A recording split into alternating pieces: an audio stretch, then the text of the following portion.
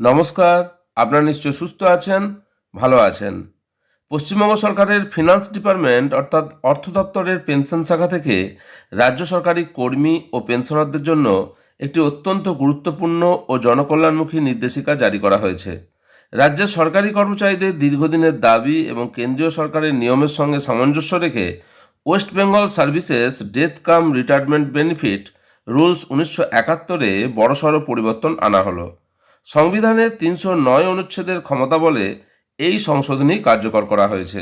এই সম্পর্কিত যে বিজ্ঞপ্তি ওয়েস্ট বেঙ্গল গভর্নমেন্টের ফিনান্স ডিপার্টমেন্ট থেকে প্রকাশিত হয়েছে, যার মেমো নাম্বার 45-F-P-E-N/N/F/1P-24/26 ডেটেড 20 ফেব্রুয়ারি 2026।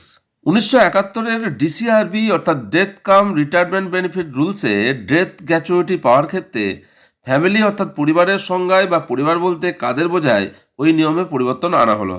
অর্থাৎ কোনো কর্মচারী চাকরিরত অবস্থায় মৃত্যু হলে কারা এই ডেথ গ্র্যাচুইটি পাওয়ার ক্ষেত্রে পরিবারের সদস্য হিসেবে বিবেচিত হবে, বা উনি বেঁচে থাকাকালীন ডেথ গ্র্যাচুইটি নমিনির ক্ষেত্রে কাদের নমিনি করতে পারবেন, এই সংক্রান্ত নিয়মের পরিবর্তন করা হলো। এই বিজ্ঞপ্তি প্রকাশের আগে ডেথ গ্র্যাচুইটির ক্ষেত্রে কারা পরিবারের অন্তর্ভুক্ত ছিল আর বর্তমানে কি হলো জেনে নেওয়া যাক।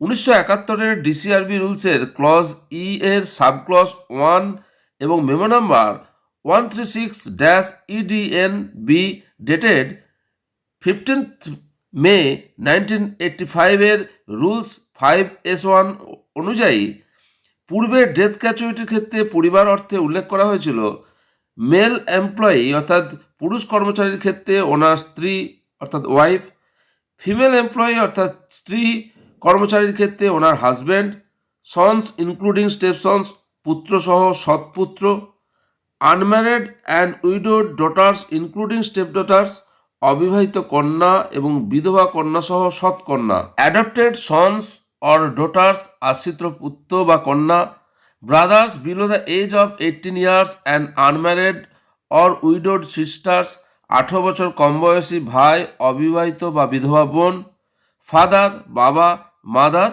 মা। 20 ফেব্রুয়ারি 2026 তারিখে এই গ্র্যাচুইটির ক্ষেত্রে যে নতুন একটা বিজ্ঞপ্তি প্রকাশ হয়েছে, এই সংশোধনীর সবচেয়ে উল্লেখযোগ্য দিক হলো ডেথ গ্র্যাচুইটি বা মৃত্যুজনিত উপাদানের ক্ষেত্রে ফ্যামিলি বা পরিবারের সংজ্ঞার পরিধি বৃদ্ধি করা। এতদিন অনেক ক্ষেত্রেই বিবাহিত কন্যারা পরিবারের প্রত্যক্ষ সদস্য হিসাবে এই সুবিধার আওতার বাইরে থাকতেন, কিন্তু নতুন বিজ্ঞপ্তিতে স্পষ্ট করা হয়েছে যে এখন থেকে বিবাহিত কন্যা অর্থাৎ ম্যারিড ডটার সরকারি কর্মীর পরিবারের বৈধ সদস্য হিসাবে গণ্য হবেন।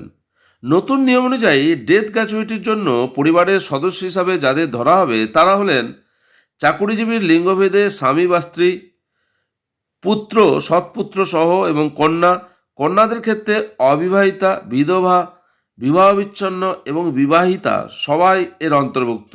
সৎকন্যারাও এই সুবিধা পাবেন। পিতামাতা উভয়ই, 18 বছরের কম বয়সী ভাই এবং অবিবাহিত বা বিধবা বোন। অর্থাৎ সোজা কথায় বিবাহিত মেয়েও কর্মচারীর অবর্তমানে ডেথ গ্র্যাচুইটির টাকা পাবেন। পূর্বের নিয়মের জটিলতা অনেকটাই কাটল। প্রশাসনিক স্তরে একটি দীর্ঘদিনের প্রথা ছিল যে সরকারি কর্মীর মেয়ের বিয়ে হয়ে গেলেই তাকে আর নির্ভরশীল বা পরিবারের অংশ হিসাবে ধরা হতো না এবং সার্ভিস বুক থেকে তার নাম বাদ দেওয়া হতো। অর্থ দপ্তরের নতুন নির্দেশিকা এই প্রথা বাতিল করেছে। এখন থেকে মেয়ের বিয়ে হয়ে যাওয়ার পরেও সার্ভিস বুকে তার নাম আত্মীয় হিসাবে নথিবদ্ধ রাখতে হবে। অর্থাৎ বৈবাহিক অবস্থা পরিবর্তনের কারণে কোনো মতেই মেয়ের নাম সরকারি নথি থেকে মুছে ফেলা যাবে না।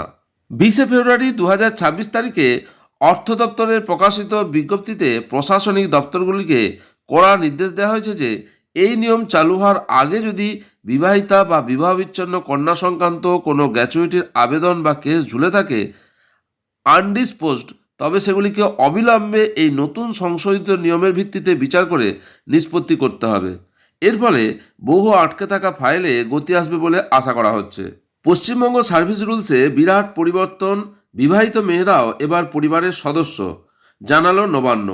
এই সম্পর্কিত যে তথ্য সামনে এসেছে এবং বিজ্ঞপ্তি সামনে এসেছে তা আপনাদের সঙ্গে শেয়ার করলাম। আশা করি উপকারে আসবে। আপনারা সকলে সুস্থ থাকুন, ভালো থাকুন।